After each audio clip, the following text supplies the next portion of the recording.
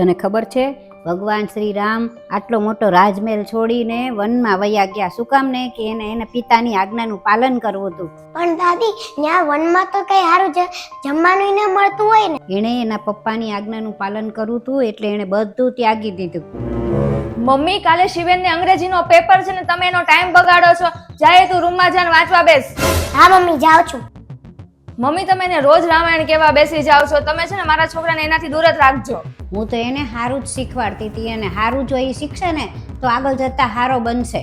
એને કાંઈ શીખવાડવાની જરૂર નથી. એને આગળ વધવું હશે ને તો એને ભણવું પડશે. આ બધું કામમાં નહીં આવે.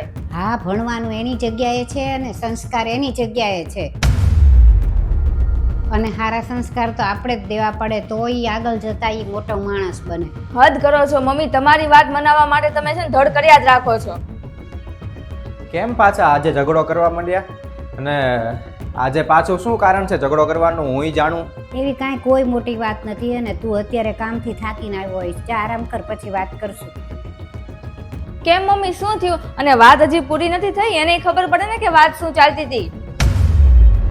અને મારી સામે તો નહીં પણ તમે તમારા છોકરાની સામે તો ભૂલ સ્વીકારશો ને. મનીષા, મેં તને પહેલાંય કીધું હતું હું જે કાંઈ કરું છું ને એ હારા માટે જ કરું છું અને હું શિવેનના દાદી છું તો એનું ખરાબ થોડું કરું. મમ્મી, તમે તમારા વિચારો તમારી પાસે જ રાખો. તમારા વિચારો સાવ જૂના છે.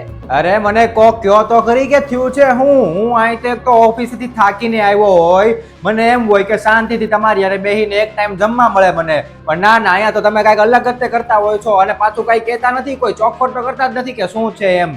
હવે કહે કે નહીં કોઈ? આ મમ્મી શિવેનને રામાયણ શીખવાડતા હતા. હા તો શું કાલે એને અંગ્રેજીનો પેપર છે ને મમ્મી કારણ વગરનો ટાઈમ બગાડતા હતા.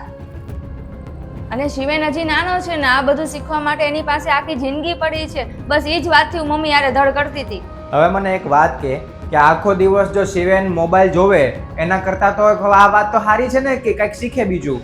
હા, પણ ભણવાના સમયે શીખે એ થોડીક ના સારી વાત છે. અને ભણવાનું કામમાં આવશે, આ બધું કામમાં નહીં આવે. હા, મને ખબર છે કે ભણવાનું જરૂરી છે, પણ ભણવાનું એક બાજુ હોય અને સંસ્કાર તો આપણે દેવા જ જોઈએ ને.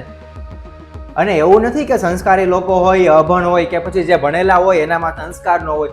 બેય જરૂરી છે. મોટા મોટા માણસો જે કરોડપતિ, અબજોપતિ, જે સારા સારા બિઝનેસ સંભાળતા હોય છે ને અત્યારે જે આ ટેકનોલોજીની દુનિયામાં, એ બધા તે ઓફિસે બિઝનેસ ઉપર જતા પહેલા પૂજા કરીને જાય છે. અને સારી વાત તો એમ છે કે શિવેનને રસ છે આ બધું શીખવામાં, આ બધું જાણવામાં. અને બીજી સારી વાત તો એ છે કે એ આપણા ઘરમાંથી જ શીખે છે. અને તું કહે છો ને કે આ બધું શીખવા માટે તો આખી જિંદગી પડી છે, પણ એવું નથી હોતું. અત્યારથી શીખવું જરૂરી છે. બાળપણમાં જે શીખે ને એ આખી જિંદગી યાદ રાખી લે. એના જે સારા સારા ગુણ હોય ને એનામાં ઉતારી લે. હા, સાચી વાત છે. મને માફ કરી દેજો મમ્મી, મને માફ કરી દેજો ને. હવેથી તમે રોજ શિવેનને રામાયણ શીખવાડજો અને હું સાથે બેઠીશ.